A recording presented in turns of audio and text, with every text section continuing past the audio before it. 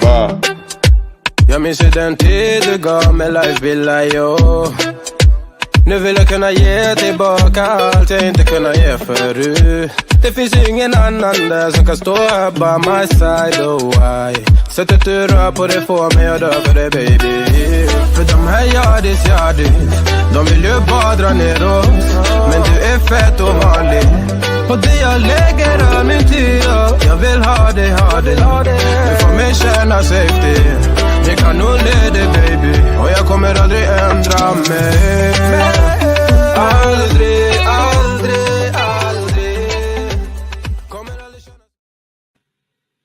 Hey man, that's my joint right there, man. Yeah, I love it too. That's a dope intro. Yeah, man. What's going on, Baba? How you doing, man? I'm great, man. Doing good. Been involved in a few things since the last time we spoke. Had a little humanities festival to attend. Last week I was at the masquerade ball where I met one of our Ganona members, Candace, nice young lady. Okay.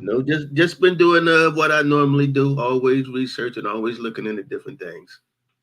Yeah, I know. I see, man. The region looks like it's vibrant right now, man. Like people are really having like a cultural renaissance right there in Orangeburg, man. Yeah, you're absolutely right. It's been popping off, man. There was a lot going on last weekend. It was the festival continued into this weekend. We got a few interesting restaurants coming to town soon. We got the Gullah Cafe, and I told you about my friend C, the chef. Her thing will be going on here soon, and there's different things happening around town. New businesses. It's moving. It's also I see that they're working on the Cecil Williams Civil Rights Museum downtown.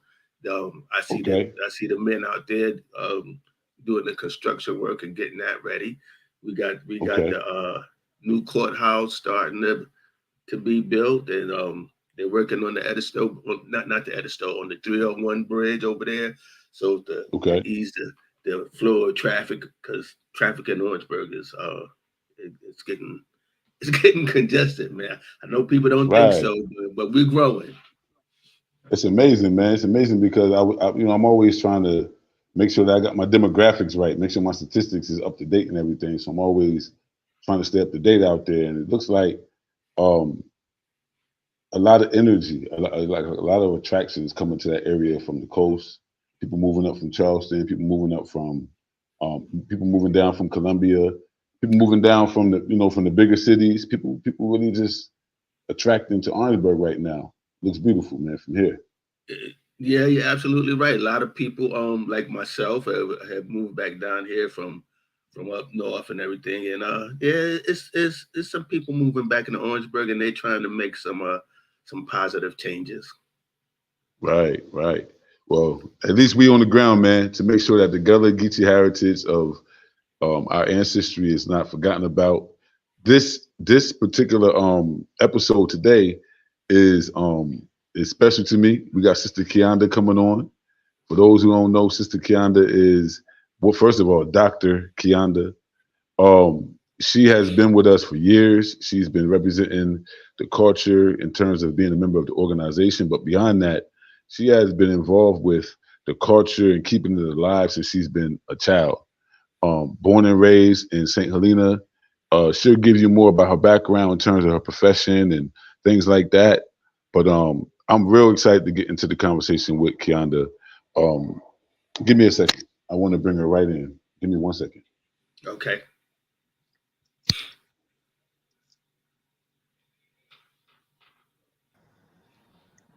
Hello. Hey, Keonda, how are you? Still on the music y'all was playing. yeah, that intro is nice, right? Yeah. Brother Kiki did a good job for us. Good to see you. Good to see you again. How are you? Good to see you too. Hey, how you doing? How you doing, I'm brother? here. Hey, where are you? Tell us about the place where you are. I am at the Altamaha Town Heritage Preserve over here in Beaufort County, South Carolina. So this is one of my spots that I love to go to. It's 100 acres of a Native American land, once Native American and slave land, and it was from the well, the Lower Yamasee Indians. That's where they lived. This is once one of the headquarters for the Lower Yamasee region. Had like 40 houses around here, and so there's a trail that my family and I we love to take, and it leads us to the Okatee River. And along the trail, it gives us a history. So I like to come down here, and so I Wow. said, since I'm going to be with you guys, I might as well come over here and speak. It's beautiful because you're tying it Yes, all together, making sure that we don't forget those roots right there either. Them roots don't. is there. Yes, You you can know, feel it. we have that's beautiful. So welcome to the show. Welcome to the Gullah House show. We haven't had you on this show yet. I know we was on the Gullah Leon show a while ago, but welcome to the Gullah House show. Me and Baba, we've been trying to keep it going every other week. Keep it going, bringing on, the right people to, deliver the information, give us some good updates of what's going on. But before we get into it, who is Dr. Keonda Grant-Taylor? Okay. Well, who am I? I am born and raised in St. Helena Island, South Carolina. Um, I am my grandfather. He is one of the first people. Well, I can say first because Penn Center has been around forever. Penn Center is, of course, if you don't know, is one of the first free schools, first schools for free slaves Yeah. in the United States. And so I was lucky enough to be born there, even though I'm born in 1977. But What? my uncle is Joe McDomick. He was the judge over there for years. He came over there through the Peace Corps. He's married to my aunt, Nursine McDomick. That's the mother. I mean, she's my mother's sister. And so when my mother came Okay. down here and met my father, I was born there. And then they ended up getting married. But I grew up in Penn Center. I love it. Everything about it historic. Every Christmas, my mother make sure I participated in all the festivities every year. For Zell Hall, they what I love about Buford is when you're in the school system, you have no choice but to take trips all around and know your history. So Hmm. I just loved growing up there. My mom, she played piano for like 6 churches around here. So I grew up singing and doing African dance all around the churches growing up. So I had no choice but to learn the areas, really get to know the wisdom behind the elders because the elders did not play. So I got a chance to learn culture. They brought us up that way. Um, I attended Buford High School. I missed Buford High School 1996. Uh, I made sure I participated in everything in that school. My teachers, the teachers around here, are also our elders till this day. So it was it felt like a tribal thing. That's what they call it, the tribe. They say we're not gonna let y'all get out of the tribe, and they mean it. They mean Hmm. it. Till this day, they I still feel like a kid. I know I'm 45, but you're around them, they'll tell you, you're still a baby. But also, they also tell us, they're getting older now. It's time for you guys to pass the torch. So what I did was when I left Buford High, I went to to University of South Carolina. That's where I got Hmm. dual degrees in finance and entrepreneurial management. After that, I went and got my MBA in finance and my doctorate in organizational leadership. But when I was doing my doctorate, I noticed something. The purpose of getting a doctorate is finding out a problem in your community, right?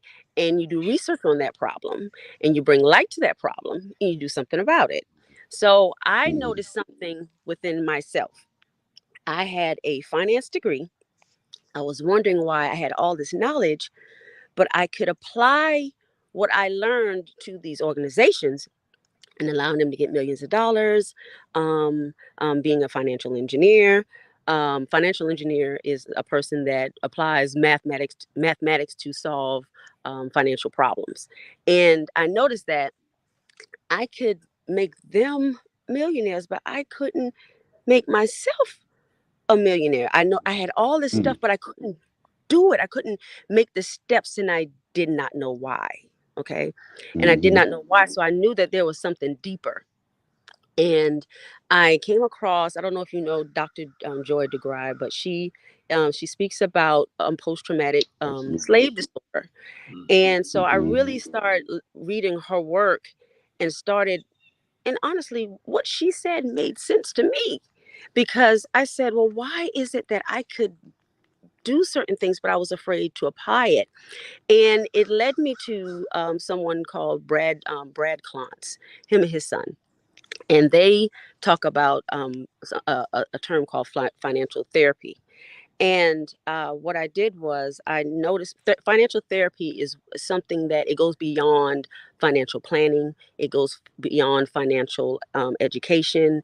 What it does is it focuses on the emotions and the mental, your emotions and your mental behind money and how it influences your behavior and your decisions, your money scripts, generational money scripts. So I realized that even though I had the education, me being the first person, I'm the oldest in my family, being one of the first to not only go to college, but get a master's, but get a doctorate, I didn't see anybody that looked like me. So somewhere down the line, you start developing financial, what do you call it, imposter syndrome, thinking it doesn't, you don't deserve it, or you don't see anyone in your firm that looks like you start developing all these psychological emotional feelings, but you have to shake it off. As a Black woman, we're told to be strong. You got to shake that off. You got to put no one you got this opportunity, the guilt and shame that they put on you, to the pressure, and the pressure to achieve something that they didn't even achieve, that no one you've seen achieve. So it was difficult for me to make certain steps. But I knew if I had all this education, who else was dealing with something like this? Who else? I said, I come home and I see, although St. Helena Island is still one of the richest sea islands around here, Beaufort County is still one of the richest counties in South Carolina. Why aren't we maximizing our land the way other ethnicities do? Right. I looked at land. I decided to look up this one land on Fripp Island, and the value of the house the land that we our people were selling was like 50,000. 2 houses down, 800,000 from someone. So that taught me something. I said, okay, we're still in a place where maybe the financial education, or sometimes we're saying the same thing as I did. What I would hear the scripts when I was young. We need some quick money. Let's go sell this land. But when you get on the land, someone that doesn't have our skin color buys the land. It's hard to get them off, and they start, claiming land, and we can't, use the land for generational purposes as we would have liked. And so I noticed that was a problem, and it's ongoing. And I said, okay, when my mom passed, I decided that I said, I'm tired of making other ethnicities wealthy and not my own. And coming home, being around the elders, there's like, listen, we need you guys now. We need you guys to take the torch. I am become such a cultural enthusiast, where I love learning about not only my culture, because I think there's so much to learn. Like this preserve I'm on now, it dates back to 1500 to 1715. Until before it was right. And it's stuff like that. So it's always things to learn. So I came back home so I can learn more about my city and my county and what they need of me. And so that's why I'm home, and I've been doing things since I've been here. So that's who I am. I have a husband, Corey Taylor. I have my wonderful children, Kadar Taylor, he's 9. Kaya Taylor, she's 11. Corday Taylor, he's 13. They all are a part of Aunt Pearlie Sue and the Gullah kinfolk with me. Um, and if Mhm. you guys don't know who that is, Gullah, Aunt Pearlie Sue, she was also was once my former teacher Yes. when I was in middle school, and so ever since then she noticed that I had a love for singing. She knew my mom as well, through church back then, and she would always call me out to do musical theater, and she said, that's a way you can spread your Gullah culture. You can do it through musical theater. Mhm. You can do it through song. She taught us the importance of vibration and song and how we pass down traditions through storytelling. What is Gullah? Gullah is Mhm. storytelling. Mhm. Gullah is rice. Gullah is basket weaving. Gullah is foot stomping, is shouting, it's spiritual, it's hoodoo, you know, it's it's uh Mm. it's gumbo, it's red Yeah. rice, you know, it's Yeah. it's nature. I mean, it's the essence of it, it's water, we in growing up with her, hearing that, you realize that there is a rich culture about Gullah Geechee people, and our youth around here. I don't know what has happened, but coming back after 25 years, I lived in Atlanta for 25 years after meeting my husband at University of South Carolina. So coming back here after 25 years, you see that we, some of us don't know who we are. On a Mm. meditated level. You know, they know we can Mm, mm, dance, mm. they know we can sing, but here in economic development, that's where I need to get them. You know, that's where I come home to Oh get yeah. them. So I try to do as much as I can as volunteering with the Gullah Geechee Corridor, doing things with them, also with the Black Chamber of Commerce, and trying to educate through Aunt Pearlie Sue and Gullah Kinfolk. I Long as you, say. I say. No, no, no. You know what? You're actually being humble. You're actually being humble, and I think that's the abridged version, because I know that you have so much more to to even say in terms of your background and just the work that you've been doing, the experience of your life. I wanted to commend you. I want to thank you commend very you much. for being among those who answered the call to return home. Thank you. Thank you. Baba Kimo was also among those. Baba Kimo was born in the South, ended up in New York, got the call later on, and been back down in South Carolina 20 years on a very similar mission. And Right. it's very interesting because we've been into this genealogy for generations. In my family, it's been passing down, and it's the same way with you as well. We just Yes. have this Yes. kind Yes. of tradition. Maybe Yes. maybe everybody doesn't know, but you have those people in the family that you can go to who do know, and Right. it's almost like it's their job to know. It's their It's job. their duty to tell you. Right. And so, we're following that tradition as well in our family. Um, you mentioned Auntie Pearlie Sue. Shout out to Auntie Pearlie Sue, Yes. because she's a trailblazer. In the last 20 to 25 years, the Gullah Geechee identity and culture has been resurrected in a way unprecedented. People said that our culture was extinct. They said we didn't talk like that no more. We Right. didn't dance like that no more. We didn't sing like that no more. And Auntie Pearlie Sue said that's a lie. That's a She's lie. among those warriors. She's among those warriors that we have to recommend, not later, but now. We have to get Right. behind her and stand in front of her now. Right. One of the things in 2019, she came to Sierra Leone. I wasn't able to get with her. Me and Kenya tried to. We was really trying to like chase them down in the hotels. What hotel they in? We're gonna just bust up. But you can't do that. You can't do that in tourism. People Right. have to kind of guide. You can't do it. But we really wanted to. Right. Just to show the respect Right. that's due. Right. With us being Gullas and us understanding the significance of her being here and the others. But during that trip, she was coronated. She was made a honorary paramount chief in Tayama, in Kori chiefdom, in a place that also has a very close connection to myself and Baba Kimo. But I think Baba Kimo, you can take it from here. It's a very interesting connection. It just unfolded a few months ago. Okay. Well, as you know, Chief, I'm always researching and digging into our family history and everything. And I came across a very interesting match. A young brother, well, not a young brother, well, a brother named his name is Frederick Coker. Okay. His African name is Bakoli. Well, Okay. he happens to be from Taima, from the Yamakoa. So we have a blood connection to Sierra Leone. Matter of fact, I just spoke, well, not spoke, but he just texted me this morning. He'll be on his way back home to Sierra Leone soon. And that's that's basically it with me and him Yeah. and my other cousin, Fatia. She reached out this week also.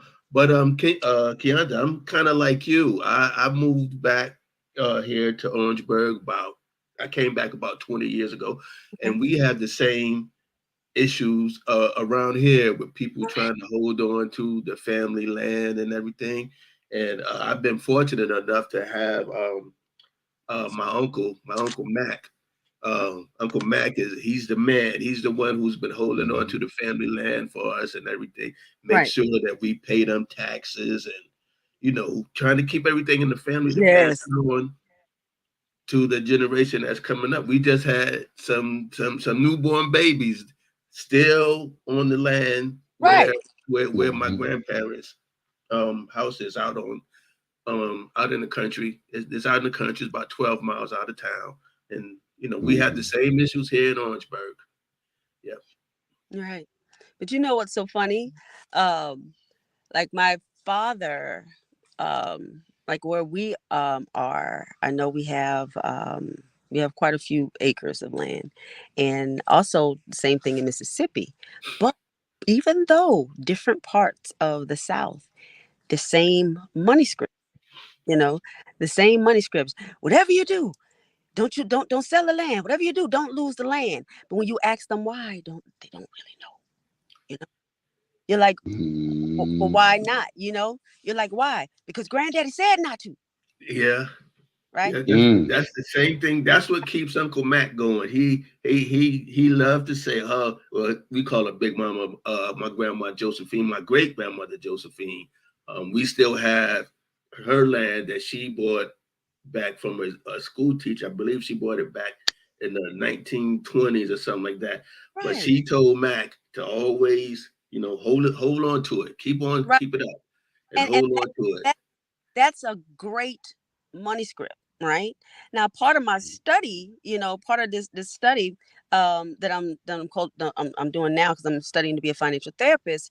One of the money scripts that we tell ourselves is that land is legacy, which it is, but they don't tell us Mm. how we can do sustainable agriculture on there. You know, so Right. that's I'm going to Right. be taking next semester. When I'm done when I'm done with this. How many people they're catching on. They're renting rolls of their land now.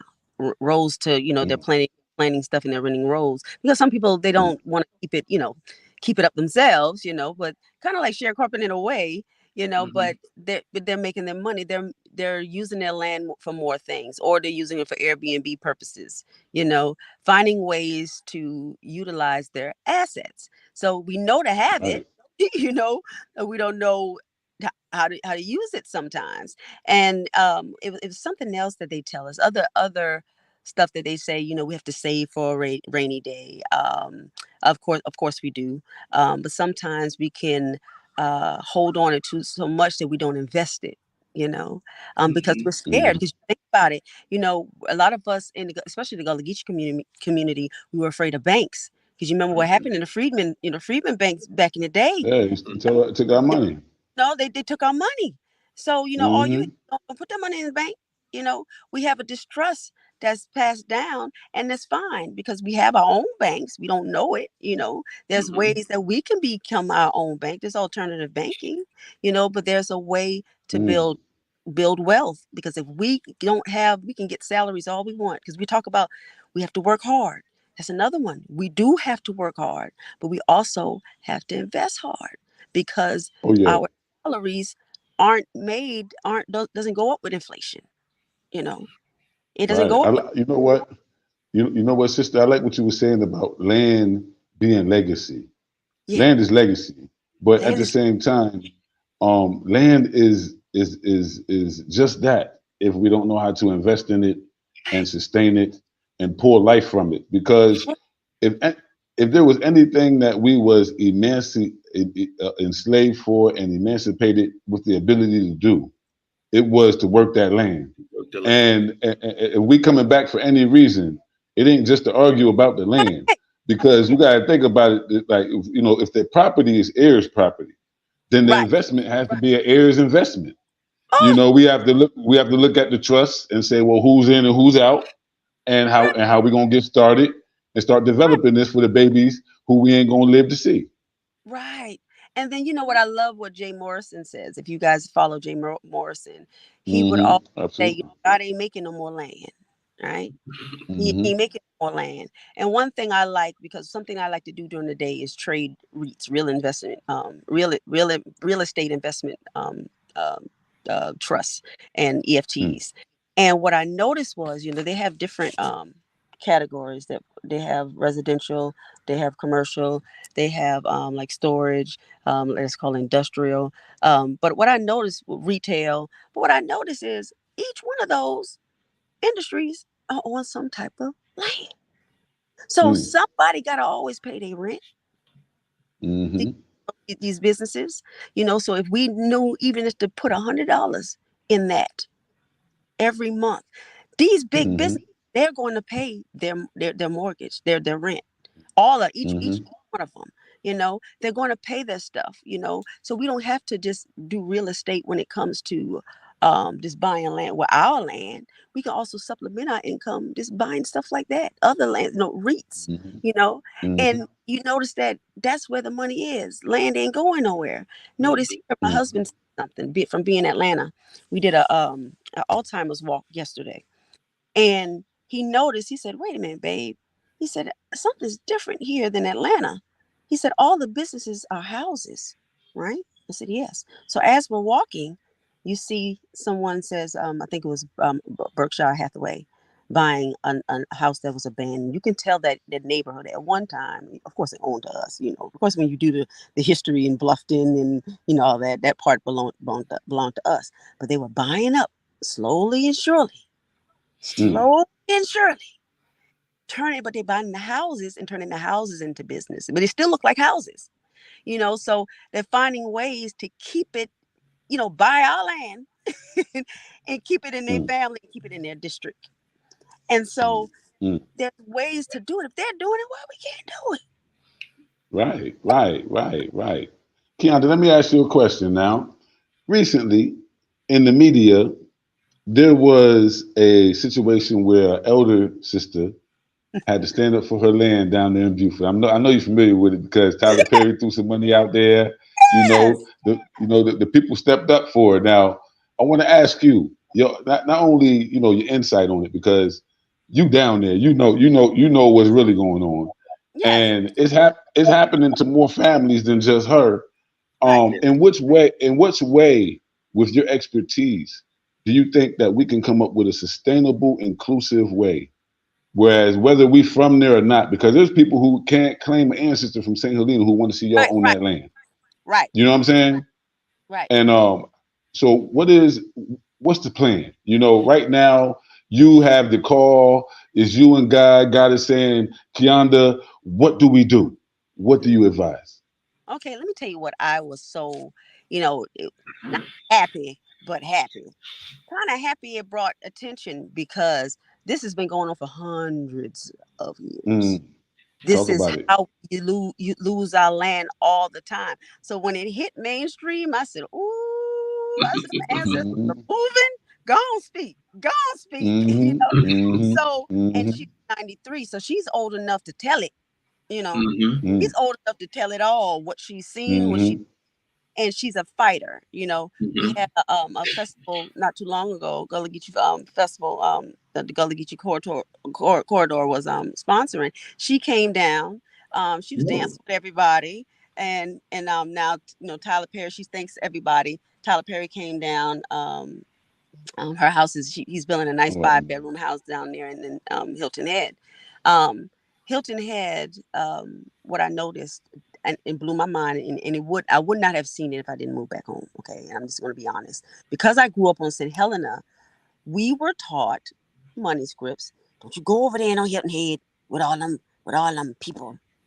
That's what they tell them. Don't go over there. There ain't no reason for you to go over there. So we had a fear in our head that we don't belong over there in Hilton Head. Right? That's what them rich white people at. Stay off there. Don't go on to Fusky because it's nice over there, but you still got to take the ferry there. They'll hang you. You don't know what they can do and bury you in your backyard.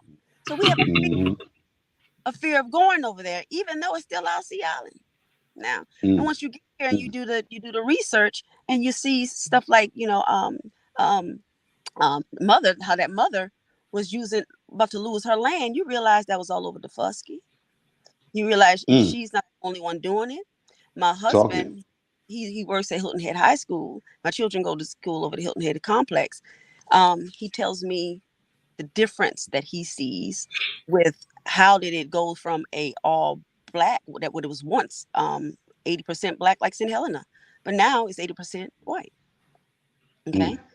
And not only that, his school is predominantly Hispanic because they come over there to work with the white, the white houses, and they work in this. And since they live there, technically they're in that, that district, they're flooding the schools. So not that many of us over there, even though it was once predominantly black. Now, the white students, they'll go there, but they predominantly go to some of the other schools, the other charter schools or the private schools, they'll leave that to us and the Hispanics. Now you sit there and you wonder, now how in the world did that how did that happen? Okay, so I started going around Mitchellville. If you guys have heard about Mitchellville, similar to Penn Center. Absolutely. So went around Mitchellville, started doing, and realized, like, wait a minute. You mean to tell me I grew up on Penn Center all this time? Mitchellville got history too? You mean to tell me Hilton Head was all black? You start reading about Fish Hall, about Mr. Dr.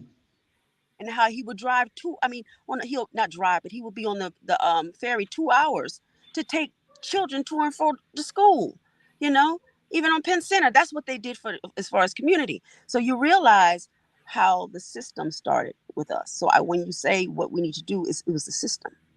So I recognize, how what I would say it, when you learn about therapy and you learn about organizational leadership, you recognize the system. Everything is a system within the system, within the system, within the system. All right. And each of those systems have paradigms, but it starts with family, right? At one point, we all had a certain paradigm when we were over there, in West Africa. We knew who we were before we came over here, to the point where some of us, we got on the boat and we went back. We had a mindset. We couldn't get away from it. We knew a system. We could not adjust to this system over here. We could not do it. It was not within our spirit, our paradigm. We would rather drown in the city, in some of the, the swamps around here, especially in Beaufort County, Orangeburg. We would rather drown in the swamps before we work for massa. But we knew it was a system, a mindset. So each family, mother and father, they have a system. They have the system that they're teaching. It can be dysfunctional or not functional. Right. We are descendants of slaves. We have a lot of unhealed trauma that we have passed down. And within that fight now, we can't deny money has some emotion tied to it. Right now, get a paycheck. If we got it right now, Baba, if you were awarded $1 million right now, somebody decided to give you a grant right now, free will, you got some emotions tied to that. Oh, yeah. You know what you can do. You know how you help. It's some happy money, some energy tied to that money that you can help, that can flow throughout that. But a lot of us didn't have happy money. We don't know what happy money is energy that's tied to that. That's tied to that money. It's currency. It's the flow. It's the flow. It's a flow of it. Now we have slavery attached to it, right? But when you do the history of money, You learn how Black Wall Street started, and not only that, I would just go back to Wall Street. When you do history of money, someone that works in finance, when I learned about Wall Street and how Wall Street was started, it started from slaves. Mm-hmm. Those slaves don't pick no cotton. Those slave masters got that cotton. They started that bank, Chase, J.P. Morgan Chase. Mm-hmm. It's still going on now. They funded all the plantations, even the one that I'm on now. They start funding all these plantations. They're getting more and more slaves to make more money for them. They build their generational wealth. We had to sit and watch it. Mm-hmm. We weren't able to participate. They tried to keep this from us. So all we knew to work. We work. That's somewhere down the line when you don't teach you start teaching. It was to a point where if your child was smart, don't let master know that child is smart because he's going to take us away. You're going to take them away. Mm-hmm. Don't take them away. Got us afraid to acknowledge our intelligence. Got us afraid to acknowledge our intelligence till we do it today. Why are you acting white? Yeah. Mm-hmm. Why are you acting white? Like we've been intelligent. They got it from us. What you talking about? That they don't even know. We taught them. And so you have a slave mom that, and we're storytellers, when you have the slave moms, and we have to teach about finance. We have to teach about, economics and what we know, but at the same time with the fear. And that child picks up that fear subconsciously. Okay. And they see that there's an economic difference between that child that's in master house and me. If you're on the plantation, you have unmet emotions that you didn't deal with. You have feelings of financial inadequacy that you didn't deal with. That mama saw, that mama passed by that, down to other people. Why you thinking so high and mighty? You's a slave. Okay. Don't think so high and mighty down for us. Put your head down. Yeah. Don't look them straight in the eye. Stay in your place. And master has no problem with letting you know that. So when so imagine each plantation had that mentality. Each plantation mentality, each mentality had those emotions tied to it. When those children are born and they see it, they pass that down. They're repeating the same thing. Like, for example, there is a story that says, it said, why you make your like macaroni this way, because you find out because that's how mama made it. Well, why my mama made it that way? Because that's how her grandmama made it. Don't change. That's how we did it, right? So sometimes we have this thing of, how can I say it? Faith and providence, where we think money is evil because the people that we saw had money were evil. Exactly. So we don't know how to think about money. Every time we have, when it comes to Black Wall Street, we try to do something. They tear it down. Every time. So the fear is there.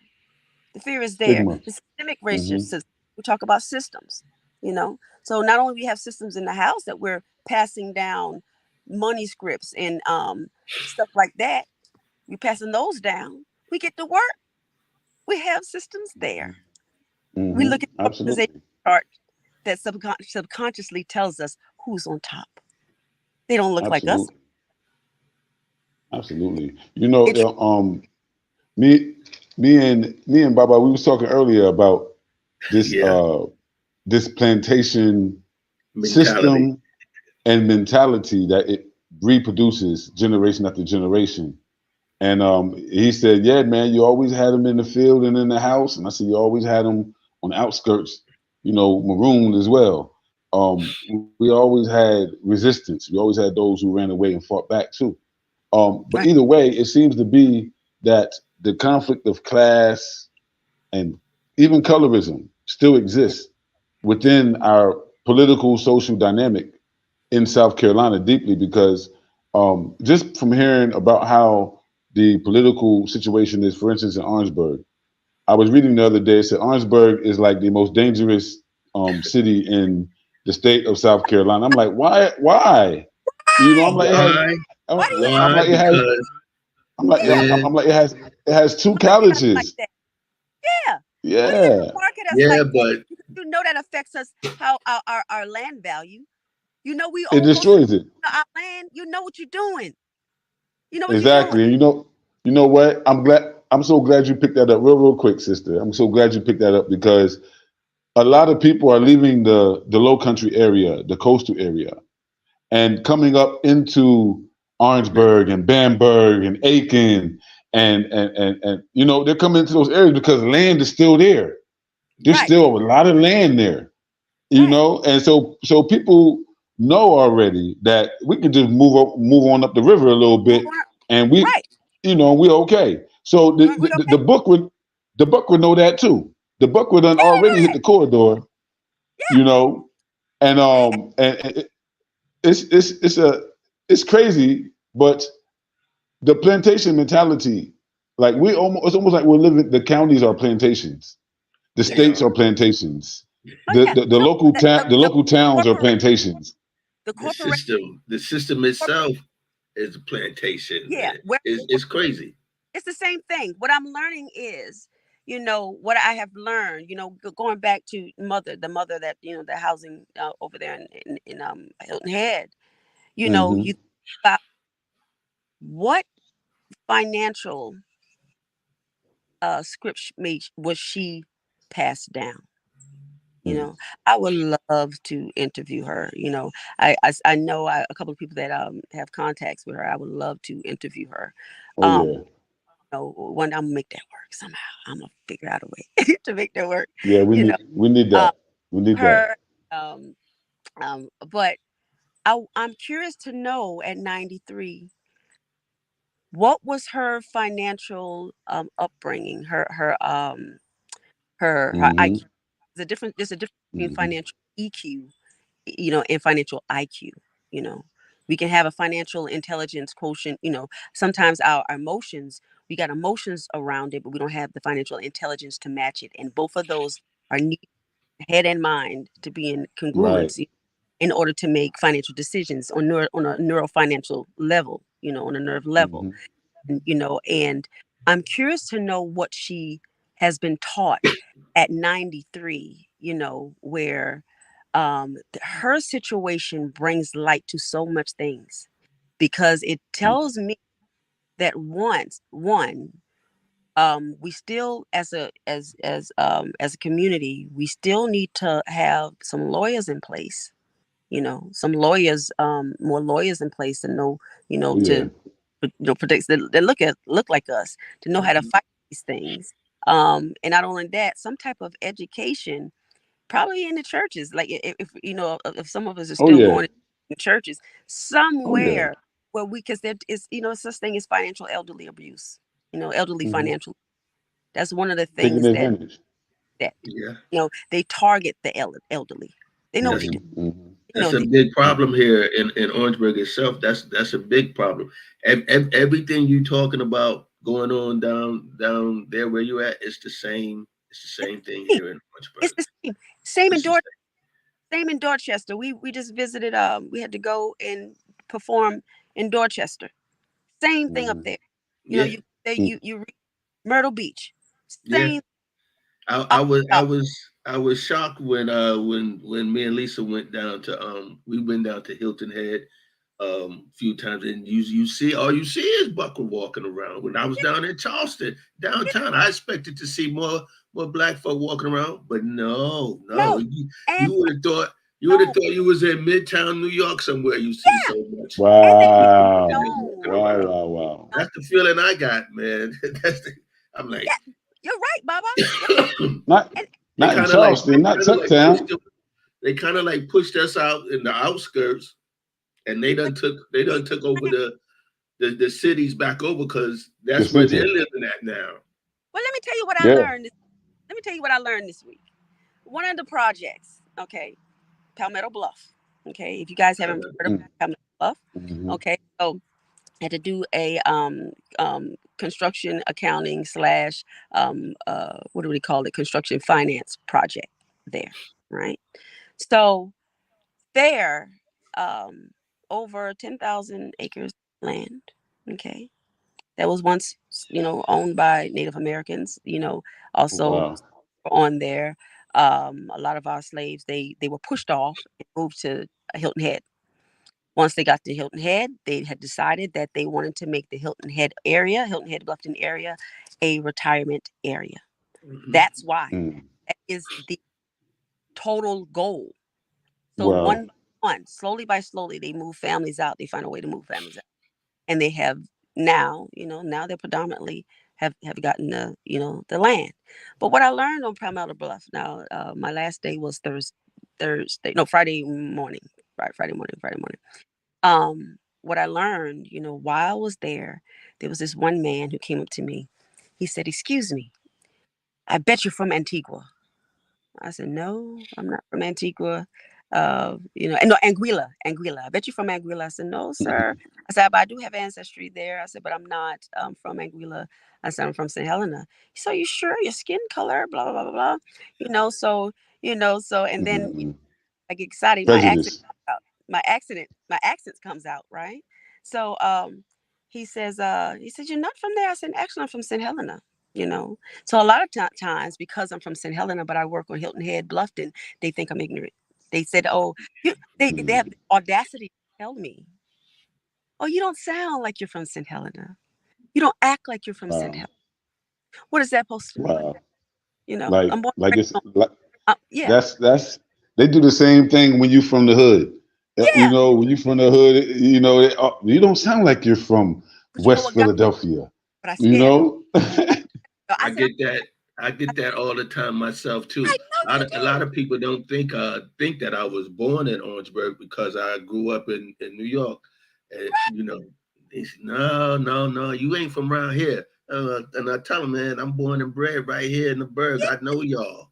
but I I know scared. what's going on. But a lot of people don't believe that, man. Guess what, y'all? I scared them. Mm-hmm.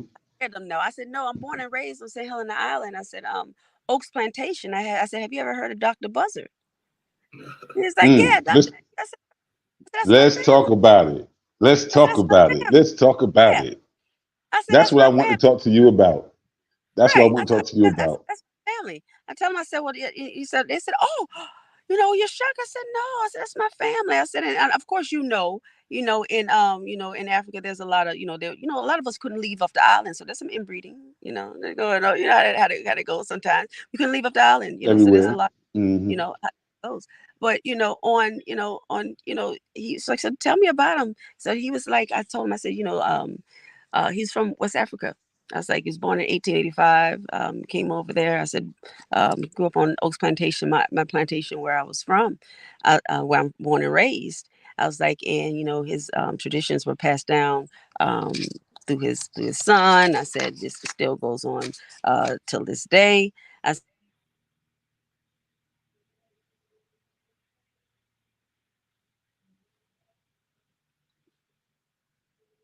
Hello? Yeah. Okay. You I Okay, back. don't know yeah. what happened. Yeah. I'm sorry. I It's all think a right. call was trying to come through.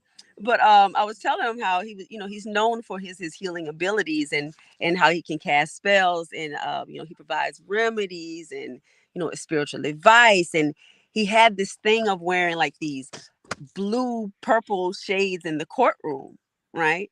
And so Mm. and he would chew on something called the what's called like the galanga root, right? And so what he would do is he would sit in the courtroom. He would just chew on it, just chew on that root. But while he would chew on it, he's the members, people would get confused. Sometimes you Hmm. would know that they prevented conviction. They'd be Sometimes people get, afraid. yeah, Hmm. to get lesser sentences. So you have people from all over that would come to Oaks Plantation to visit him, to see him. And so he understood. The original, one born in 1885. He would bring on his traditions from West Africa, from he learned from his father. And so he's one of them. We also have someone, Dr. Eagle, down here, yeah, that also does the same thing. So we know that Hmm. even though they taught us to go ahead and we have praise houses down here. On those slave plantations, they would tell us, they'll beat us if we didn't Oh yeah. learn Christianity. That whole acculturation thing. That's another thing. Acculturation that they did. How they colonized us. The colonizers try to colonize us when we know. Let me ask. We know what we know. Go ahead. You about to say something? So how does that work with the reemergence of the Gullah identity and also our return to our traditional spirituality? Because it's a lot of people still in the church that say, "Hey, I don't care what you're talking about. My grandmama was doing hoodoo and it's okay." Right. And people are re-embracing. They are reclaiming, and they Right. are reclaiming, and they're unapologetic about it. And it's a new movement. It's a beautiful moment, but it's a new movement. It's a new day. Right. And I want to ask you this. In terms of hoodoo, because there's a lot of definitions of hoodoo popping up, just like Gullah. People are saying Gullahs are Native Americans. People are saying they're Africans. People are saying they're mixtures. We know that there's a lot of it mixture. We know that, culturally, we blended things. Genetically, Right. we blended things. We know that we still occupy the same lands. We know that there's a lot of overlapping and crossover. There's enough for us to say, well, it really shouldn't matter. It's not an either or thing for us. But what's beautiful about it is that while we wake up to ourselves, we also have opportunity to honor that aspect of us as well. The aspect of the history of the culture. Because I was talking to Baba Akimo, I'm like, man, they only started Orangeburg in the 1730s. What was it called before that? It was called Adisto. It was called Adisto. Right. So why don't we call it Adisto? Decolonize the region. Right. So let me tell you Go ahead. You want to say something, Baba? No, I was about to say, man, we could say, yeah, we know it used to be called Edisto and all that, but oh my God, they'll have a fit if we was to try to rename and go back to these different things, man. Yeah. They'd have a natural born fit. Here, they wanted to move, or they was talking about removing the Confederate statue here one time, and they went ballistic. They went ballistic, man. It's crazy. But we have to try to do these things in order to heal ourselves. Absolutely. That's what our family research is all about. To me, it's about healing those cultural traumas. Right. Absolutely. So speaking of since you was talking about Orangeburg, now something that we deal with over here in Beaufort County and Jasper County is that we had to learn. What I learned was we had to fight. They didn't mind taking over land, but they allowed us to keep some of the names. Like we still have Data Island. My ancestors, my grandmother is the whole entire land is Wausau Island, a whole entire family. So, and they're Igbo, they're from Africa, they're Igbo, Nigeria, Igbo. And they, so we also have Pocataligo, we have Yamasee, we still have Palawani, but it's named after. We still have, a Native American. They said, they took over the land, but they allow us to have the name Kalawasi. We still do the river, they go by the Kalawasi River. I live in Okatee, the Okatee Indians. So, and this land that I'm on, Altamaha, the same. So they allowed us to keep the name, but they'll take over, or they'll put the land, the preservation trust. They'll buy it, so we don't have it. They don't want us to live on it now. They'll buy it, preserve it. They don't want us to live on it, but they call themselves preserving it. They're preserving it, but they're allowing us to walk on it to see the scenery. That's what they say, and so that's this one way that we can kind of so-called keep it. But what I liked about learning about Oaks Plantation and hoodoo, the hoodoo part of it, I was very lucky where when I was young, they would always say if it was storming outside, turn the light off, God talking. Turn the light off. So we turn the light off, light them candle, because God is talking to we, right? So I'm 6, and even though I'm 6, and I'm sitting there, it's amazing what silence can do. Silence, it gave me a piece of calm, and you start knowing stuff, and you don't know why you knowing. You start feeling that you're not alone. You just know that it's something in me, that's protecting me. If God is talking, what he's saying, and then so you start, even though, but at the same time, I was baptized at 6.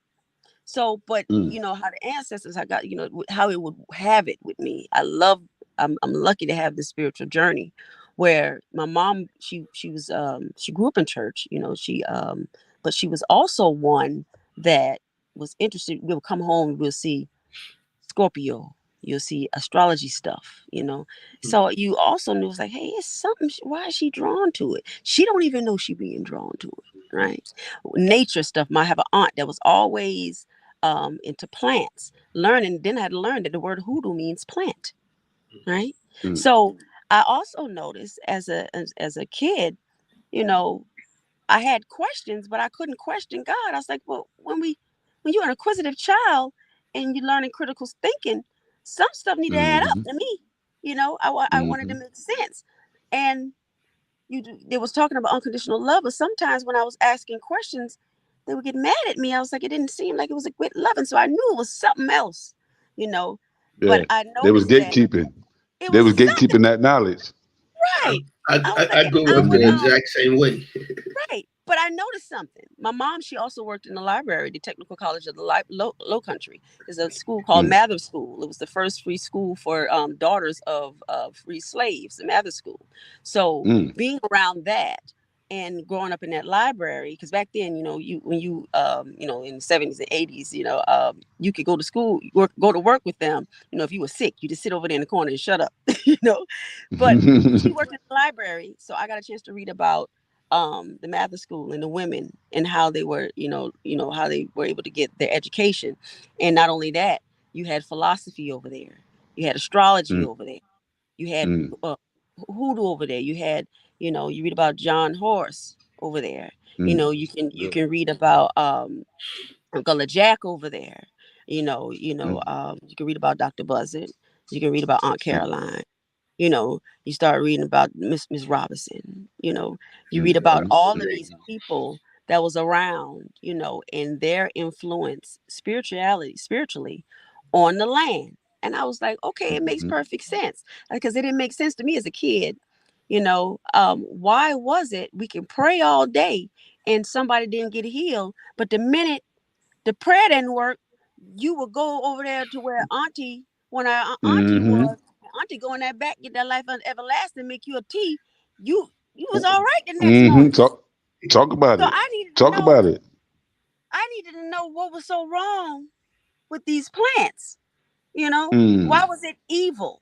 But when you start growing up in the library and you start reading that there was a life that was before that, and you start reading that the land that I'm on started in 1500, what did they believe? Oh, it worked then, it could work now because you're coming back to it. So then you start reading, you start learning. Once I got to PhD, I said, you know what? I still feel like I got all this knowledge, but I don't know what to do with it. That was the plan. You don't want me to have critical thinking. You want me to work in the corporate plantation. You wanted me to You be stay there. confused. You wanted me to Be learn just confused about the obvious. right, just enough so I can stay just above broke, so I can keep coming back to you. They're never never to pay me my worth. My job is to come there and give my intellect to them to keep the cycle going, not to teach my people so they can learn to teach themselves. They don't need them. So now you start realizing what the call is, and they realize they can't just get you financially because they know we're spiritually. So they got to mess up our spirit. So if they mess up our spirit, they can mess up the way we think. They mess up our emotions. The 3 parts to the brain. They know the animalistic part about it. The animalistic part is the mammalian part. There's also the limbic part. It's the middle part of the brain. There's also the prefrontal cortex. So they know how we act. If they take away us and we're in poverty, we're acting a fool. We're fighting. Poverty brings out some stuff in us. Okay. They know poverty. You don't think right when you're hungry. You can't make decisions right. Hungry man's an angry man. That's what they Yeah. say. We can't. You start competing against one another because we're hungry. We're hungry because we want something. And then children grow up and we start seeing it. They think that's normal. So they're acting out in behavior subconsciously, not knowing where it stemmed from. Who put it That's there in the why. community? That's exactly where this. That's exactly where this every day I'm hustling mentality come from. Right. If And you think not to about, mention you music, know. because one thing I Mm-hmm. love about doing this through music and theater, let me tell you why, is spiritual why. Because Mm-hmm. what I learned about in music education, and what I love about math is everywhere. When you look at Mm. the circles on our finger, that's a Fibonacci spiral. Same Mm. spiral on the top of our head when you get a haircut. Same one when you Mm-hmm. look in the Milky Way. You know, Mm. when we sing, it's a vibration. It's a vibration. It's a vibe. It's an energy that you get. You can raise your vibration right now when you sing in something, a certain beat. Those drums did something. Those African drums, Mm-hmm. they Oh bring yeah. something, give a rhythm Still to do. us. Still They keep do. they keep Mm-hmm. a rhythm. They bring something out of you. Don't even know why. It does something. It keeps the pulse. It keeps the rhythm of the earth, the pulse of the earth. It connects us. It makes us remind us. You play that around a baby be moving, don't even know why, and they on beat. Mm-hmm. Mm-hmm. That Mm-hmm. vibration is in us. Mm-hmm. It's in our DNA. The words are powerful. You take water. The element of water. You take 3 things of water. You say, I love you to some water. You take that piece of water and you put it under a microscope, the most beautiful crystals. You say, I hate you to that water. Enough times during the week, it start turning brown. We're 85% Mm. water. So how we Power of speak the to each word. other, matters. How we speak about our Mm-hmm. livelihood matters. The systems in the household matters. you know Mm-hmm. our Mm-hmm. when we speak about, we can't deny, this economics. It affects us. The things that we buy matters. It has an energy. Mm. This our When we Mm. pay money for our music that we're listening to, those words are speaking to the water in us. It matters. It matters. Mm. You go out there and you wonder why we want to shake, why we want to do it, Mm-hmm. because it matters. Repetition. Learning is repetition. Yeah. Repetition is Oh is the yeah. mother of repetition. That's how we learn. Repetition. Music is repetition. That's all it is. A chorus. Mm-hmm. Repetition. Mm-hmm. On top of that beat that Beat. we're moving. Mm-hmm. And it makes it groovy, and we keep playing it over and over. We hypnotize our own Yeah. selves. Don't even That's know we're right. doing it. We're Trance. playing that vibration. We're in that trance. And then we play it around our Mm. children. And we play it, generation by generation by generation. Don't even know we hypnotized. Don't even know and they know, me being an artist. I remember going to Atlanta. I remember going to Columbia Records. I remember even going to Atlanta. We performed, and they told me, I was 26. Don't They said, we want you to first of all, don't lie about your daughter. Say you don't have a daughter, because I was young. First of all, don't say you're 26. Say that you're 19. There are certain things that they wanted me to wear, certain things that they wanted me to sing because of my looks, Mm. something at the time. But you have to understand, even though with these little girls, I said, let me tell you something, ladies, beauty is a gift, just like singing, just like dancing. If you use it in an inappropriate way, it gets taken away from you. It's not Oh yeah. as effective as it could be. It's a tool. It's a medium of exchange. Mm-hmm. Music, the way you speak, your words, your beauty. You could use it to uplift a man. You get to compliment him, and you can Absolutely. use it to Yeah, destroy him. Okay. yeah. You have to be careful. That's another thing in the community. So when these songs are telling you to do certain things, they don't know you. They don't know your essence. They pay a lot of money to advertise to you subconsciously. They know Mm-hmm. right here, the mammalian place. They know that we're needing of love. A lot of these women didn't have fathers, or their fathers weren't properly trained. They probably were descendants Mm-hmm. of a slave, a slave that was a breeder, Mm. Babasita. bringing that stuff down Well. to trauma and not knowing, never got the help. And it's in our Mm. community. Man, you've Never hit got the you. psychological help. You think about it. Back then in our communities, they used to tell us, don't tell nobody you having, mental health. It was taboo. 2 things, Yes. mental Mm-hmm. health and Mm-hmm. money, was taboo. But Mm. those And are you the know main what? things And you know what? Many people went to the hoodoo people to deal with both, to deal deal with with their both. health and to get some luck for some money. You open some doors up, get some Open some chances. doors. Right. Mm-hmm. Just say, but that's how we survived. That's how we survive. They know culture is a way of life. If they can acculturate, if they can get inside, somehow stick their foot in there, somehow they can have some type of say so. And then that their little say so, they can make the laws. They know good and well they can say something to make the laws. They know ways school's another thing. School is another thing, the education. We don't, when you see what they're doing over there in Florida, you know, they don't want us to educate ourselves. They make it mandatory that you learn Rothschilds and Rockefellers education system. Well, another thing about education, you know, when it comes to money, is who is funding the money speaks. They get to tell you what's in the books. You know, Let's talk about that. Education in the United States. When we was when it just in the books, you know, Rockefeller, you know, and Rockefeller, you know, the family, you know, the Rockefeller and the Rothschilds, they were the ones, they funded the education, you know, and they taught, they told you what they wanted to, what's legal and what's supposed to be part of education. They also told us, you know, over here in Yamasee, you know, what they could tell us, you know, teach our Indians, you know, our Native Americans, you know, so you can convert them to be good little Christians, you know, our Africans. They teach you since you're 5 years old what to do. But what I love about old St. Helena is, St. Helena, we got those mothers that's going to tell you, they're going to teach the curriculum, they're also going to tell you the truth on the side.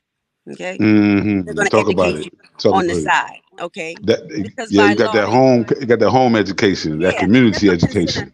That's why Penn Center and Mitchellville is still alive. You know, that's why it's needed. That's why I come home and we speak about it. Then kids, they'll listen to song. So it's important that we keep, you know, sometimes they don't want to read a book. You know, do you know how they tell us? You want to keep it from us, put us in a book. A lot of us ain't going to read. We're going to sing, we're going to dance, and we're going to act in the movies. So if I can get them that way, I can get it that way. Absolutely, you know? Absolutely, and you know, and get them young as possible. Me and Baba is always, you know, we on this campaign. We on this campaign because we know we got roots.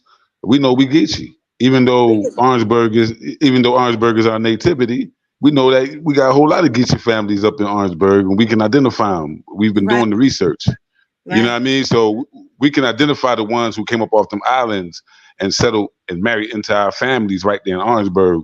We know who we are. And so, but it's not accounted for in the history books. And so because they're not teaching that, there's a big separation. And I want to say, before we, you know, wind down is that unity. This unity kept coming into my head throughout this whole interview.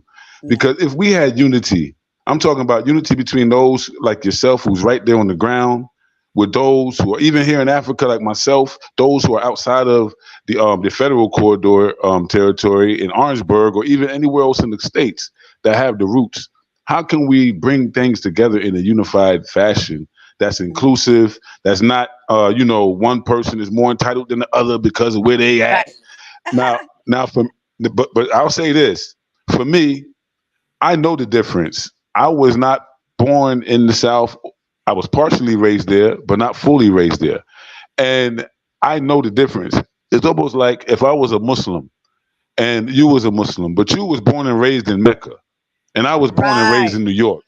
You know what I'm saying? So that's how I look at St. Helena versus, you know, being born and, you know, raised in somewhere else outside of that kind of location. So it's holy land. It's sacred ground for us. And at the same time, it comes with a lot of responsibility. It's the book has been trying their best to divide and control and conquer that aspect of our legacy, because it is the gateway. Right. If we can't unite with St. Helena, we can't unite nowhere. Right. What is the pathway to doing that? I see the land question is heavy, but one of my things is one of my things is the people who are coming back, those who are coming back to reconnect and serve, like you, like Baba. Yes. What is our role in facilitating the unity, the reunion of these lineages? Because it's the same cousins who've been separated for 2 generations. Right. Something that we're doing now, a mission that Aunt Pearlie Sue is doing now, is I don't know if you can see it, but it's Gullah Christmas for the chillin', So we starting with the chillin', and what she does is she starts programs where she educates them as children. She understands now, with all her years. Like she says, she's not going to be there long. She said we ain't gonna always be here. She's I ain't gonna always be here. So she starting to well, she's always been doing it, but she knows that it starts as children. And she has a group of Sierra Leones that she also sponsors, that she brings them over here so they can be educated, and she has a connection where she's big on wanting us to know the connection between Sierra Leone and Beaufort County, Beaufort County and the low country, and also the Gullah Geechee corridor. And she also has an office where we always have meetings at the Beaufort County Chamber of Commerce. And it's important. Her thing is, well, all of us, all of the elders that I work with, her thing is doing it through song and tradition and traveling back and forth and educating, because we don't know that we're some of us that are African, because we're taught certain things in school. We're too busy. Some of us are fighting. We don't even know. I don't even know why you even fight in Beaufort when everyone's damn near related. What are you doing? Why are we fighting? If you're in a low country, we're related somehow. So I don't know. What are you doing? Even if we're not blood, it's tribal. It's a tribal thing, and I don't understand why we would be fighting. But sometimes when you don't, like they always say, if you don't know where you come from, you don't know where you're going. And so a lot of them think that what they're seeing is it. They can't think far enough, because like I said, when it comes to the three parts, if the mammalian part, if they're stuck fighting where we're trying, like we're mammals, like we're in the beginning primal, prehistoric, like we're fighting for food. What we're forgetting is we're no longer running away from bears and dinosaurs, but we didn't develop the middle part, the limbic part of the system, and the emotional part, so we can think to this the prefrontal cortex is the CEO of the brain. Okay, so we can't get here to make proper decisions if the middle part of the emotions ain't right, and emotionally we're still fighting each other, but we don't know where we're from because we're sad. We're sad. Where do we come from? Why are we repeating things? Why are we comparing? Because we're trying to be like Buckra. We're trying to be like Buckra, and I know we're trying to not, Buckra got it from us. That's it. We're looking at the thing, but who made the things? We made the things. We're the ones who made the things. We're the ones who started with the jewelry that they're walking around with. We're the one doing the construction and in the houses that they're in. We're building it. So if we learn the mindset and take our power back and start building our own, and you hate to say starving, Buckra, but it's more of, I'll tell you a story my daddy said to me. He said a Buckra told him, "You the most stupid MF in the world." He said, "Why?" He was 21 at the time, 70 years old now. He said he had just got his degree from his masonry degree from Denmark. Tech. He came home. He was doing some work.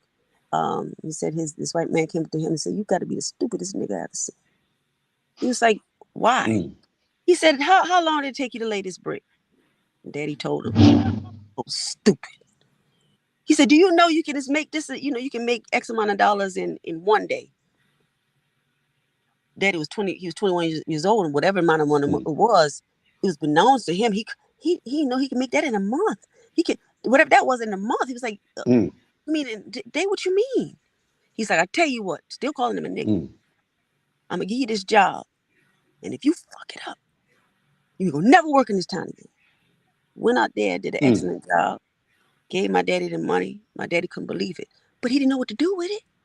He 21. He went and bought a Cadillac, spending money, He started doing some more jobs. He's spending money. Just spending money before you know it, to get children, Started having all these children because you get caught up, right? But that's a lot of our brothers got caught up like that because money brings out some things they didn't tell us what to do with it. They aren't bad brothers. They ain't bad brothers. You just caught up in what you see. They know to get you young. And we get caught up in things instead of who we are. So if we get back to the roots of Sierra Leone and why it was, and our roots and why it existed, and why economics is so important, and to keep it, the dollar, the black dollar doesn't even stay it stays in our community 6 seconds, you know. Yeah, It even yeah, stay in at our all. like, because the minute we get paid, we gotta go to Walmart, we gotta go pay Mr. Wally. He's a white man. We gotta go shop and pay for food. We're not gonna go over there to Mr. Ulrich. Mr. Ulrich's uh Ulrich's farm down there in St. Helena and get the fruit Market, that we yeah, need, because we don't know to yeah. do that. It's not quick enough to do that. We don't know to do that. We don't know how important that is, You know and what? so It's so go ahead. it's so I'm so sorry. It's so important what you're saying. You mentioned brother Orange Hmm. and being able to just go down the road and just support a local farmer. Just being able to go get some real food from somebody local. Yeah, because they're not seeing How what does that do economically? Break it down. because we're not seeing how important it is. There's now at Trident Technical College. It's free. They're offering sustainable agriculture classes. All Mm, right, 12-week sustainable agriculture classes, and you go around to different farms around the Low Country. It's from mainly around Charleston, but it goes up to some places near Dorchester, and mm, educating the farms. We don't own most of these farms. Some of them we do. Our skin color does, but it's okay. teaching you the how to till the soil, how to analyze the soil, what soil is good, what soil is bad, Hmm. how you can not only take that hydro, how you can use Mm, hydro because we're on the right. water, you know, Power. and the science behind it, hemp, Hmm. how we can take that Hmm. and make clothes from it. That's what we used to do. Toothpaste, Oh yeah. toothbrushes, Oh natural yeah. stuff that we used to do so that it doesn't give us cancer. We don't even know cancer and some of the stuff that pesticides, Mm, all the stuff that we're doing and how we preserve it naturally. So it's mm, free education out there, but we didn't know that it was free. I didn't know it was free. Now I know that it's free. Now mm.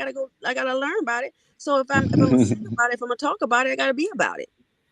That's So I can right. go Yeah. ahead That's right. and if I'm gonna be around the children, you know, I got to teach some ancestral dance in Savannah next month to teach Hmm. children.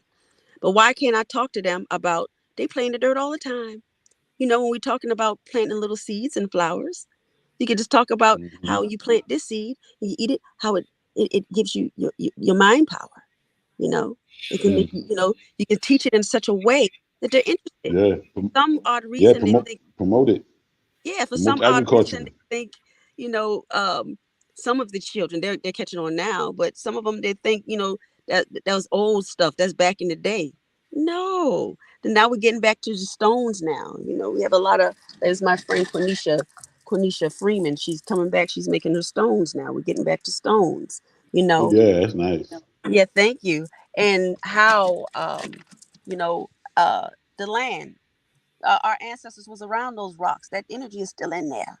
These trees speak Hmm. as we breathe in. They breathe in. We breathe out. We breathe the same stuff. Hmm. Our ancestors breathe the same air. That land that you breathe. Hmm. When we were over there in Palmetto, I'll telling you about Palmetto Bluff. While they're Hmm. building, I was working with the construction. They can tell you, that the land that they're building on is fertile.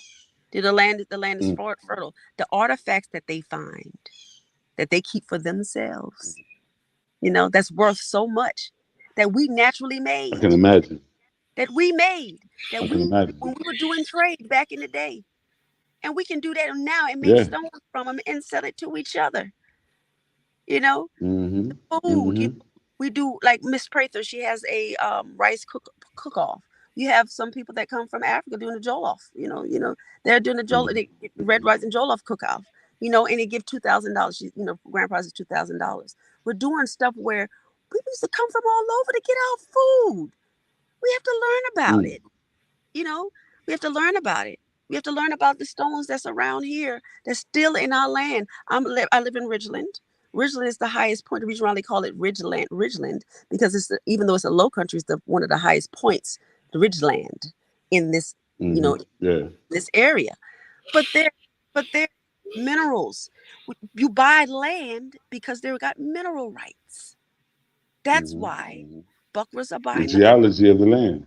Yeah, the Yeah, and geology. they're selling the fish. Mm-hmm. They go out and sell the fish and starting their own fish market, selling the land, having people come in. Nobody can cook like us. I don't know why we ain't doing it. I have some of my family. We have a bait market, on St. Helena Island. Where we sell bait and stuff. We'll catch stuff in bait, but we can do more with economics than just selling other things. Because to me, Mm. even though if we sell certain things, to me, you still a businessman. You just selling the wrong product. And you know what's crazy? Even when you're talking about that kind of native economy, when I read about how we lived on plantations, we was enslaved on plantations under a system of task, and after we labored for the day, we still made our our little crafts and would sell and Right, do our little fishing and do our own little thing with each other.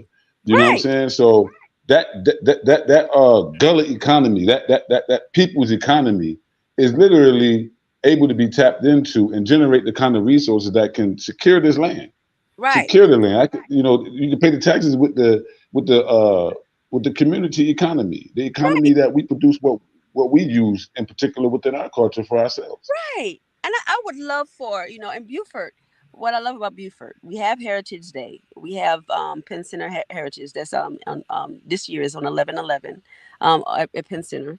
Um, and we also have the Gullah Geechee, what is it called? The Gullah Festival that comes in, I think they move it to, it used to be in May when I was growing up, around the same time as the Water Festival. But I think it changed to June or July during the summer. But I would love for us to know that we don't. That's not the only time where we can buy and sell our stuff. We show off for each other.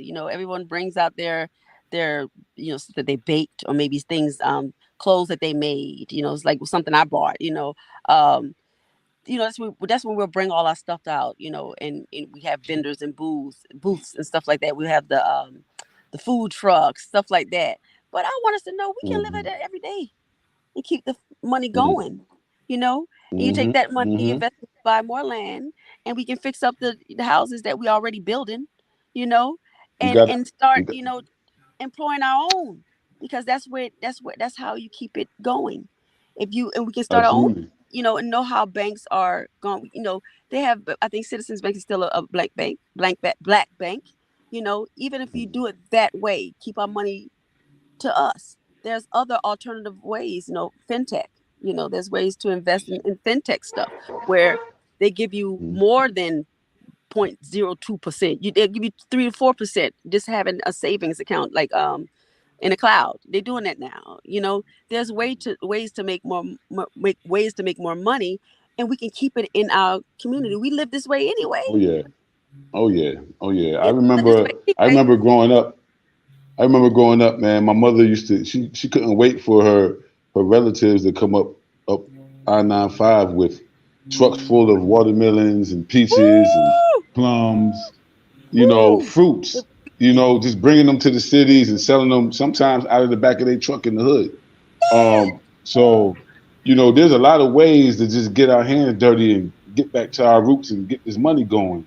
And Right. it's definitely going to take interconnectocracy. We got to connect at that level.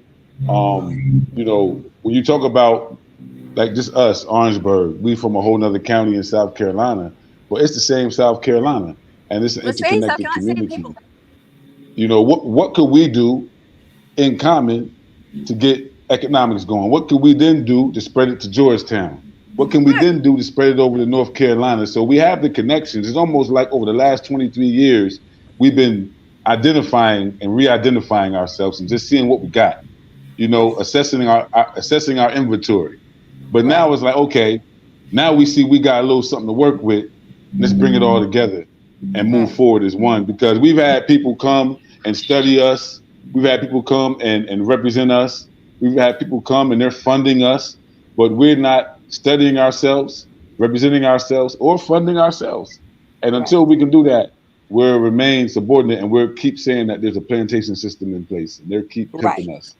So Right. looking forward to that day when we get out of that. We have about 5 minutes. We went over a half hour with you because this is a very, very special interview.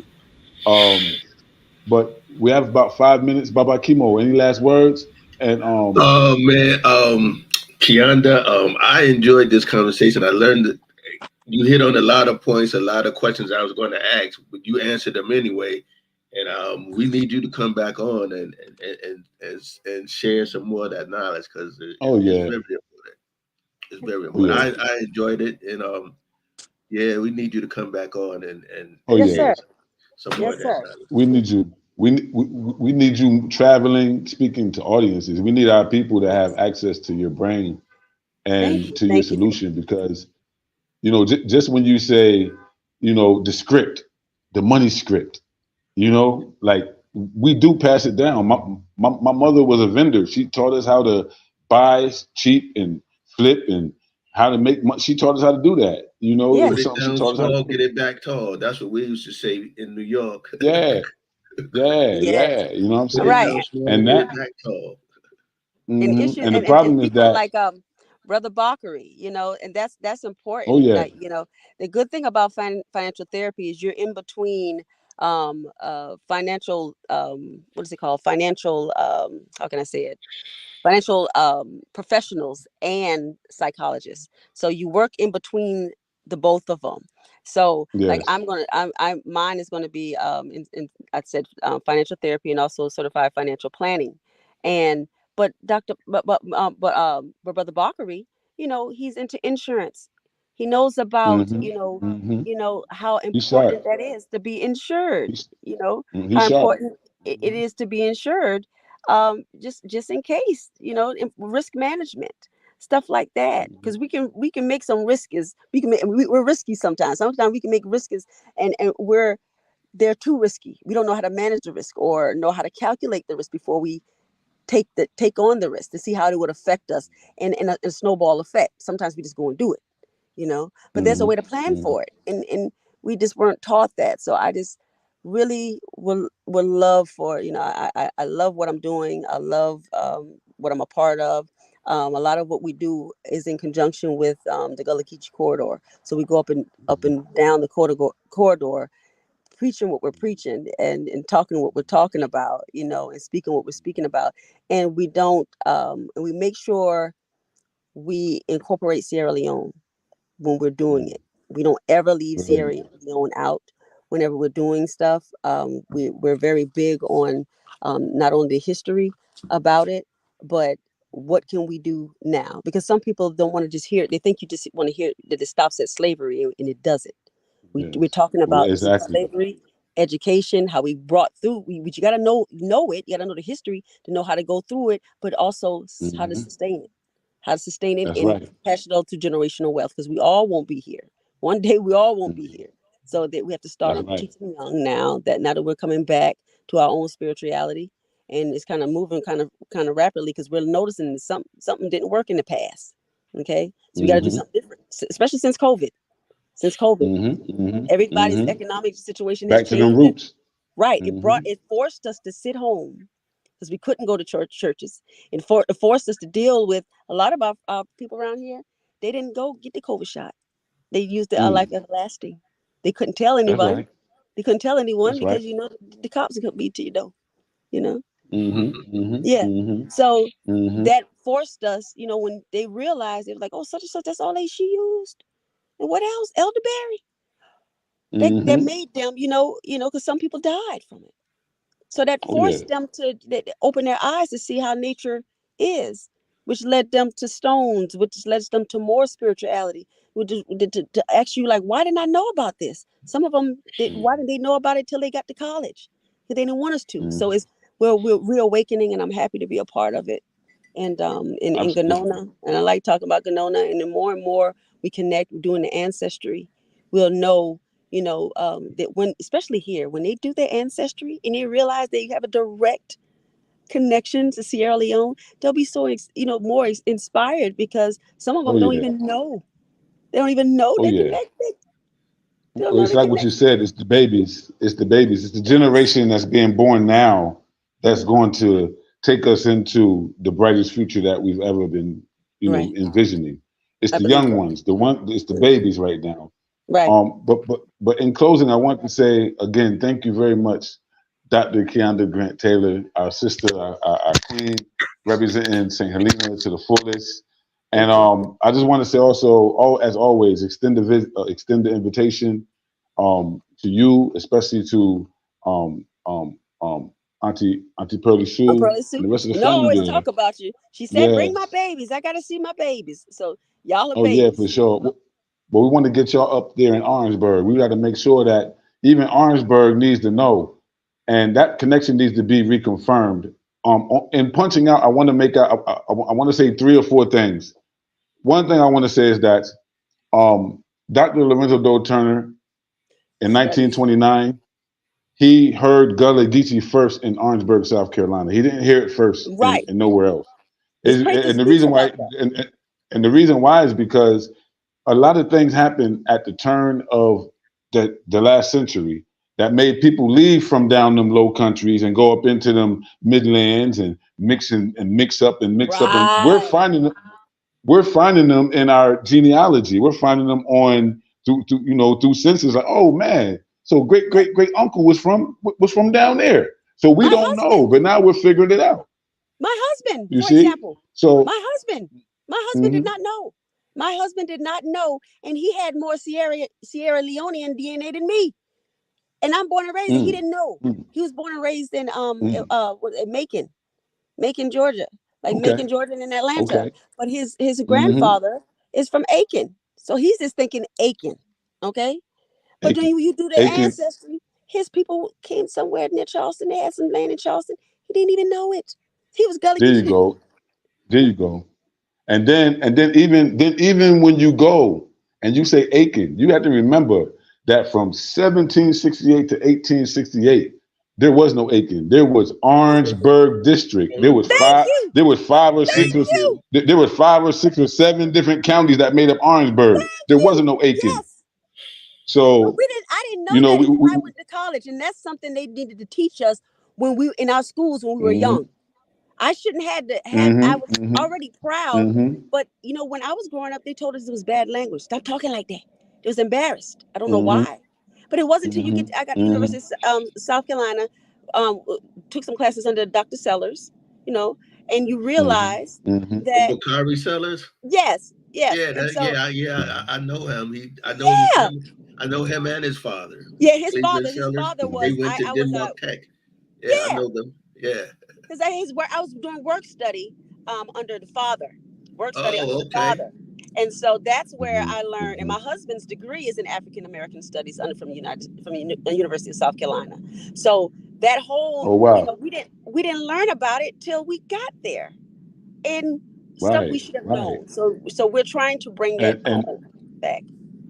That's exactly what we're talking about. Because number 2, not only was Gullah Geechee language first heard by the so-called father in Orangeburg, but also the president of Sierra Leone, when he first arrived in South Carolina on his first trip, he went to Orangeburg. Then he went down to the Low Country because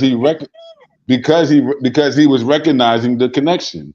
Right. And then secondly, give Orangeburg as much props as they should. They need to give Orangeburg way more props because that's where it started. As far as the history, especially Beaufort, Beaufort, when you understand these last 3 things. The third, the first Black or African American executive of Penn Center, Orangeburg native. The last, you understand? So he came in and turned it into the local Gullah Geechee thing, because before it wasn't that. It was federal, just teach people. Right. So the person who went down to the islands and turned it into a local Gullah Geechee thing from Orangeburg. So that's 3 things. A 4th thing. This is more personal for me. I have a family relative. Well, one of my lineages, they were enslaved on Woodlands in Bamberg. Bamberg used to, of course, be a part of Orangeburg District as well. They were enslaved by William Gilmore Simms, a Confederate, a big guy. And in 1861, when the Union Army hit Beaufort, there was a Dr. Fuller who ran.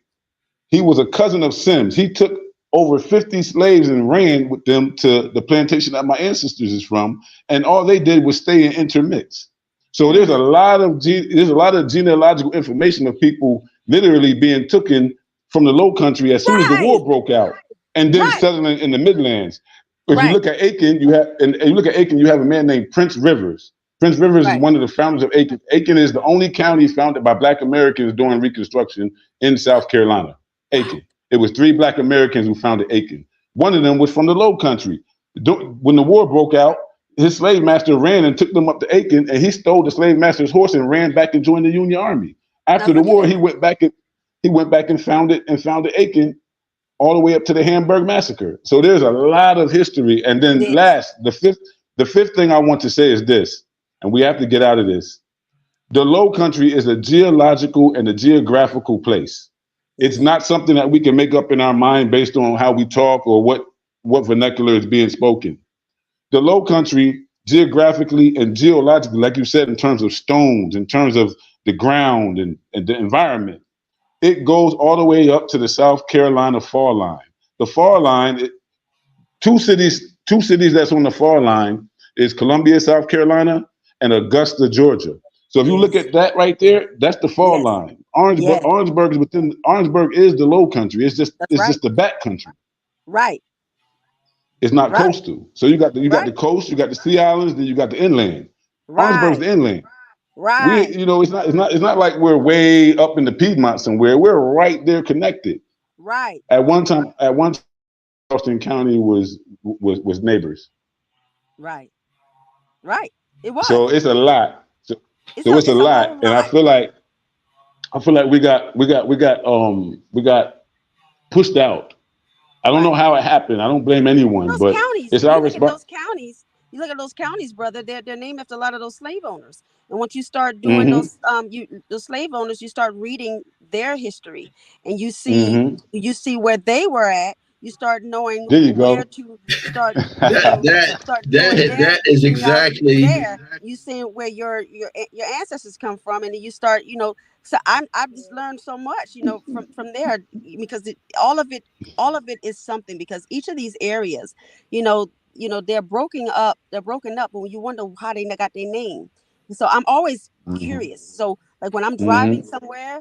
Like when I'm going through Colleton County, and if I'm headed somewhere and I come across the Combahee River, where Harriet Tubman was at, and she helped, free some people. So when you go over Combahee, that makes sense to me because Combahee.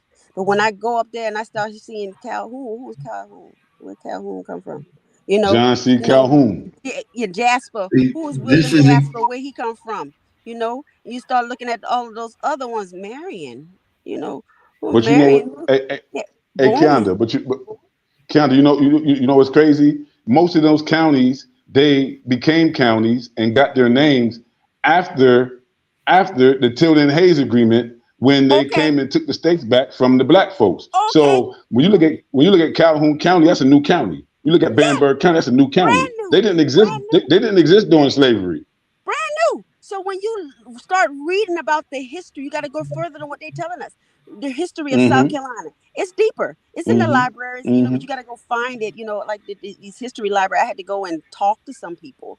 But when you start reading the history of these counties and you go walk around, what I love about South Carolina, you go walk on these preserves. You start seeing on like here, not too far from here, you start looking at the names on these graves. Some of these graves, these names are similar to some of the names that's over there in St. Helena. They were fine. You do the research, they're the same people. It just was stolen. Brothers may have had lands were split up amongst brothers. Same people, So some of them did go further inland. Same surname. Family. It's the same surnames you find over here. Same surnames you find in St. Helena and Charleston. You find them right here in Freetown. Williams, Grant, Taylor, Gibson. Yeah. Oh, they right here in Freetown too. They right there in Liberia too. Same exact people. Right. So you realize it's the only thing that was separating us was water and lies. That's right. That's right. That's why we say Geechee. That's why we say Geechee without borders. We Geechee without borders. That's we can't confine ourselves to a territory, while we also have to recognize that we came from somewhere. Right, and we there is always a been here. homeland. There is a place where the yeah, Yeah, yeah.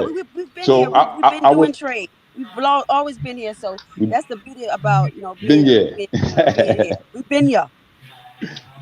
That's right. That's right. So hopefully, moving forward, we're going to get get you guys up to Orangeburg. Me and Baba is trying to get connected to the schools and see what we can Okay, do. We're bringing the culture up there to Orangeburg and reintroducing it to the people there. And we definitely okay, want you to be involved. that'll be So, awesome. we'll keep you And posted on maybe that. we can Hmm. actually pray there because that's like we saying the Christmas Gullah Geechee for the children. We're Hmm. inviting the schools, so we're doing it for the schools like Kusa Elementary, Okay. Days Island Elementary, Hilton Head. We're going to Hilton Head a high school because even though it's predominantly white, they're asking about us, so we're going to go and tell the true story because a lot of them are Right. waking up. You know, so we want them to know what the true history is, and we're starting with in trying to go into more into the schools. All right. All right. That sounds good. So, we won't take any more of your time. We thank you so much All for right, giving us guys. the time today. All And right, thank we know we you. got to get you back. We got to get you back on the show later. All right. Yeah. All righty. Thank you so much, sister. Okay. Yeah. Take care. All right. Have a good day. All right. Bye bye. All right. Yeah. Bye bye. Man, that So, was good, man. I really enjoyed this conversation, man. It was great, man. We have to have her back on. She did a oh yeah. excellent job. Oh yeah. Excellent job. I It was good. I she is brilliant, bro. Yeah, Keonda's yeah, Keonda's brilliant, bro. She's brilliant, and yeah. to be able to connect it on so many different levels, and me and you, we always chop it up. But it's reinforcing when you Well, have someone who also went out and came back, and they seeing the same thing in a whole different place, and we like, man, it's a system, you know. that's what I wanted to say to her, and everything that me and you talk about on a regular basis, she hit it. She covered exactly every subject that we normally be talking about. So I'm glad she Yeah. was on, man. This was good. It reaffirmed some things for me that we were on the right track. Oh yeah, for sure that there is this oneness that we all, we definitely on the same vibe. Um, so man, enjoy the rest of your day over there, Baba. You Thank you do the too. Thank you same. very much for your time, man. So You do this. until next show, shout out to everybody out there, man. This is the Gullah House Show. Peace. Yes.